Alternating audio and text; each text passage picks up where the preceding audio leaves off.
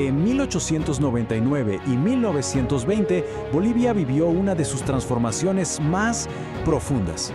Y no hablamos solo de un cambio de gobierno, para nada.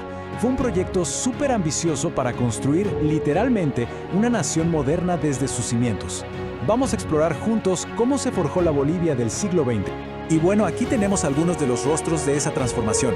Una élite, sí, de políticos, pensadores, militares, que tomaron las riendas de un país que estaba bastante fragmentado. Su misión, impulsarlo, a toda costa, hacia una nueva visión de futuro. Esa es la gran pregunta que vamos a intentar responder.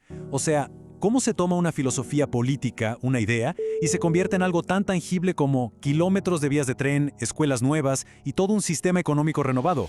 La historia de la era liberal en Bolivia nos da unas pistas fascinantes. Y es que todo comenzó con una revolución. Pero ojo, no tanto una de armas, sino más bien una de ideas. Antes de poner un solo riel, primero había que diseñar el plano, el blueprint ideológico para esa nueva Bolivia. El catalizador, la chispa que encendió todo, fue la llamada Revolución Federal de 1898.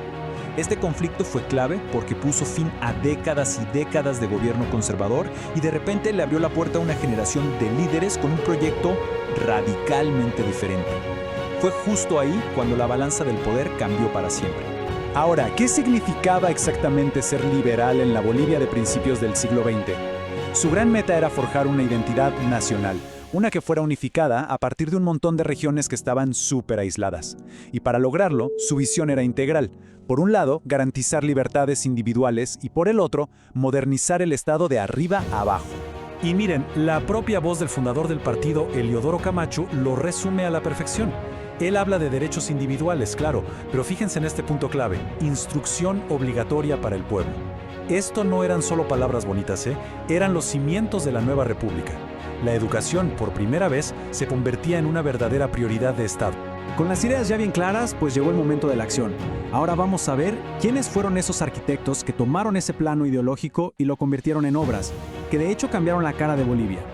El primero de estos arquitectos fue el general José Manuel Pando, y aunque era militar, su presidencia marcó el inicio de un larguísimo periodo de estabilidad y de gobiernos civiles.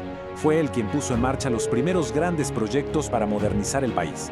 A ver, si Pando fue el que inició el proyecto, Ismael Montes pisó el acelerador a fondo. Durante su gobierno, el ritmo de la transformación se intensificó, pero de una manera drástica, con un enfoque súper claro en un objetivo clave: conectar físicamente a Bolivia. Y esta imagen lo ilustra de maravilla. El ferrocarril no era solo un medio de transporte, era la columna vertebral de acero. Estaba diseñado para unir un territorio que era inmenso y estaba súper fragmentado, para facilitar el comercio y, claro, para integrar al país a la economía mundial. Cada riel que se ponía era un paso más hacia la unificación. Para que nos hagamos una idea de la escala de esta ambición, pensemos en este número: más de 1000 kilómetros de vías férreas. ¡1000 kilómetros! Una hazaña de ingeniería brutal que transformó el mapa de Bolivia para siempre. Pero claro, la pregunta del millón es: ¿de dónde salió el dinero para un proyecto tan colosal? Pues la respuesta está en una de las decisiones más duras y controversiales de la historia boliviana: el Tratado de 1904 con Chile. El costo fue inmenso. Hablamos de la cesión a perpetuidad de su litoral. A cambio, Bolivia recibió una compensación económica. Y esos fondos, nacidos de una pérdida territorial, se convirtieron en el capital que iba a financiar, justamente, los ferrocarriles y la modernización del país. Una ironía de la historia. Pero los rieles por sí solos no avanzan, necesitaban un motor.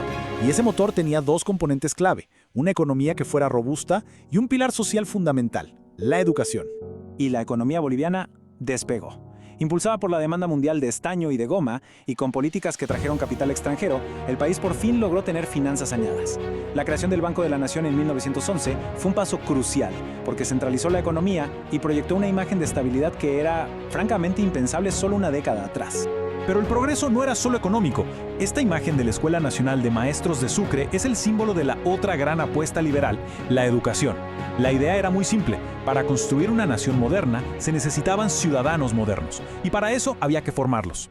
Y tenían un plan clarísimo, casi como una fórmula de 3 pasos. Primero, traer a los mejores expertos de Europa, como la famosa misión belga. Segundo, crear una institución para formar a los futuros maestros del país, que fue la escuela normal. Y tercero, expandir la educación primaria a toda la nación con nuevas leyes. Una estrategia súper metódica para construir un sistema educativo desde cero.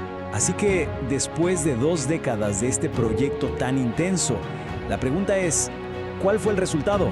¿Qué se construyó realmente? El contraste es brutal.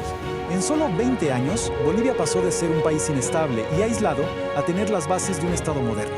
Hablamos de estabilidad política, una red de infraestructura conectando su economía, un sistema financiero centralizado y, por primera vez, un sistema de educación pública en marcha.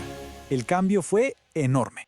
No hay duda de que fue un periodo de construcción y de progreso sin precedentes. Se sentaron las bases de la Bolivia moderna, de eso no cabe duda.